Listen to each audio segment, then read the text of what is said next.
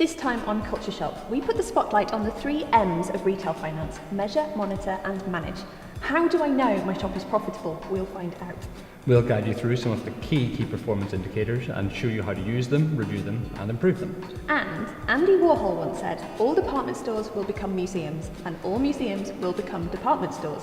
Was he right? Let's see. It's CultureShop.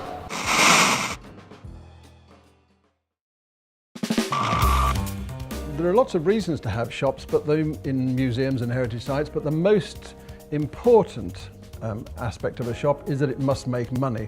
Otherwise, there's absolutely no point having one. So gross profit is absolutely vital. And what is gross profit? As far as we are concerned, gross profit is the difference between what you pay for something and what you sell it for. And the old saying in retailing is that turnover is vanity, profit is sanity. Turnover doesn't pay anybody's wages or go towards the upkeep of the museum. So the important thing is, once you've got the sales, is to make as much profit as you can out of that. The old maxim, if you can measure it, you can monitor it, and if you can monitor it, you can manage it, is very true in retailing. We cannot manage our business unless we understand how the business is performing. So we have certain key performance indicators in retailing that are absolutely vital if we want to manage the business and make sure it is a profitable business. So in terms of KPIs, we have a lot that we monitor, but I'd say the most useful ones for us are our average transaction value and our conversion rate, because that's what really tells me how well the decisions have been made and also how well our staff are serving our customers. So I can tell if average transaction values go up, it either means that people are engaging more with small price items and there's more add-on sales, or it means that our staff are doing a great job to convince them to buy the higher price point items. The average transaction value is the amount of money that you take every time you open your till drawer. It is the size of the basket, if you like, that you're selling to a customer. And so, again, regardless of what yours is at the moment, what you're trying to do by monitoring it with key performance indicators is to improve that level all the time, improve the amount of money that you're taking off each customer. And conversion rate's really useful for me to see how many of our visitors who are coming to the museum are actually buying something in the shop. We have a lot of browsers, but knowing how many have actually purchased something is more useful. Because obviously most people who come to the doors will have a look, so if I know that only a small percentage of them are actually buying, I need to look again at that audience and see what I can change to convince them to part with their hard-earned cash in our shop. Yeah, conversion rate. What a conversion rate is, it's expressing the number of your customers, or more correctly, the number of transactions, because every till made in the last 100 years will actually record the number of transactions, the number of times the till drawer opens. So if you express that as a percentage of your total visitors, then you will get the conversion rate. So for instance, if you have 100,000 visitors and you have 25,000 transactions, you've got a 25% conversion rate. And so the important thing is not so much what your conversion rate is, but it's actually trying to improve it all the time. Probably the simplest way to convert more of your visitors into customers, number one, merchandise presentation. So to make sure that your shop is well merchandised, is attractive. Secondly, probably equally with that, is to make sure that the product range is also attractive and appealing to the visitors. There's absolutely no point in having a beautiful product range that's totally appropriate to the museum and to middle-aged, middle-class women when the predominant number of visitors are children. The other thing is going on from merchandising, staff selling skills. They can have a huge impact on their level of sales, and so there are various aspects of staff selling skills, but number one in all of those is to make sure they understand the product they're selling. So product knowledge is absolutely paramount. Engaging the staff, it's really important that ATV and conversion rate are really the ones that they work towards, so it helps them to know to add on sales and to upsell and can monitor their performance. And then I think for me, spend per head is a really important KPI. Our footfall is quite sporadic, so that really allows us to monitor our performance level against that varying footfall.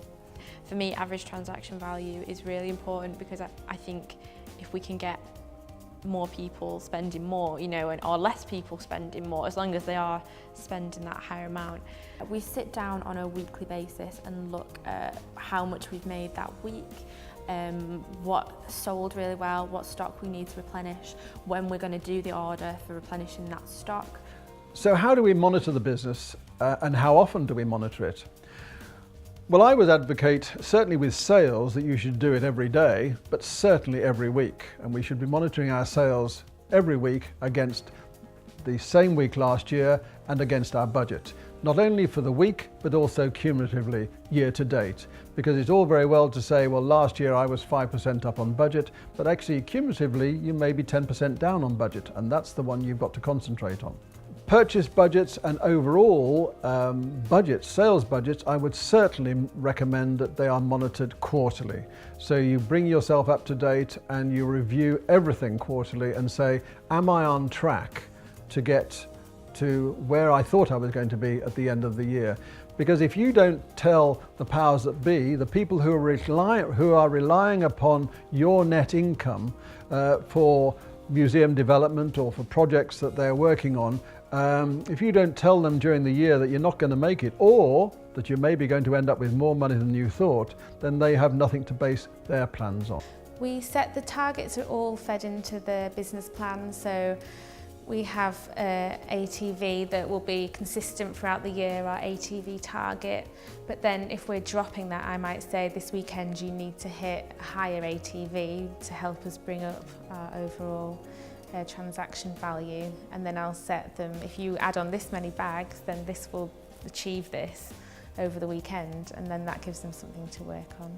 So when I used to work in retail, we would have an incentive every month for who had that, because we all had our own login, we had who would put the highest ATV through, and that was really good because you got a prize and you did work hard with the customers to buy more, so you would have a chance.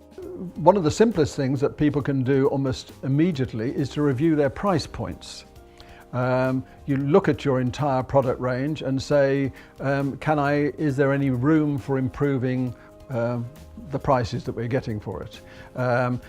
And one of the ways you can do that is to actually look at your pricing policy. And so you may say that over £5, for instance, you only end in 25p, 50p, 75p, 95p if you like, or around pound. Because I don't believe that you will lose a single sale by taking something up from £5.85 to £5.95. So, but you are increasing immediately the average transaction value. So what are John's top tips for managing your shop's finances? Let's find out. So what are my top tips for a profitable shop? Firstly, monitor your key performance indicators on a weekly basis. For sales, I would do it on a daily basis, but I would certainly do it on a weekly basis. Secondly, share your key performance indicators with everyone. The other thing about key performance indicators is don't keep them to yourself, they're not secret, share them with everybody. Share them upwards so that the management that you are talking to or that you're responsible to understand how you are performing. But more importantly in some ways is share them downwards so that your staff are motivated by how they're doing and you are actually encouraging them to take more money or congratulating them on what they've done. But whatever you do, share it throughout the business. Thirdly, respond to your key performance indicators. Don't just monitor your key performance indicators, respond to them. If you are setting yourself a target for improving your conversion rate, then are you actually improving it? Is it actually declining? If it is declining, then take action. What about your average transaction value? Is that climbing as you hoped it would for your budget, or is it declining? Again, take action and look at how you can actually get it back on track. Fourthly, never compromise on markup. Gross profit is absolutely vital. And so never compromise on markup. You may look at something and say, well, I can't actually make 50% on that. I think I can make 47. Well, really, should you be making 47%? It's all very well making 47 when you're buying, but what happens if you've got to reduce it at any stage? You're not going to be making 47. You only have to mark it down by a small amount and you'll suddenly find that you're not even making 40. So never compromise on markup. Know your best-selling lines. Maintain a good in-stock position. Know all your best-selling lines. Review them every week. If you've got an EPOS system, then print off a report of your best-selling lines every week and make sure that you're in stock, you're not going to run out of stock, and they are in the best positions. And that's not just the best-selling lines historically, but if you're leading up to something, Christmas or any special event, make sure that what you think are going to be the best-selling lines are actually in the best positions and you're really promoting them.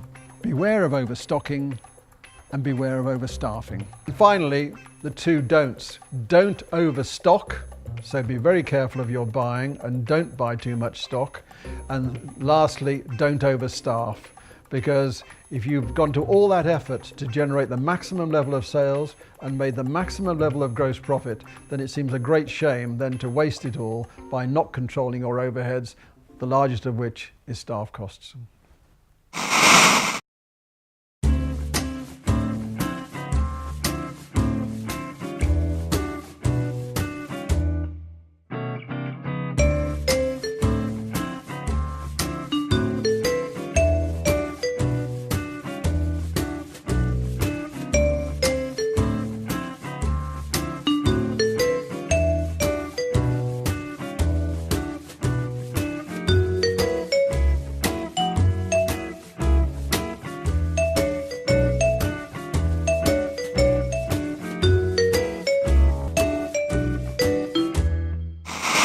That's it. Join us next time when we'll look at planning a range for your shop and how the right product mix can grow sales, increase gross profit, and keep the shop busy throughout the year. It's a biggie. Join us then on CultureShop. Bye-bye. Bye.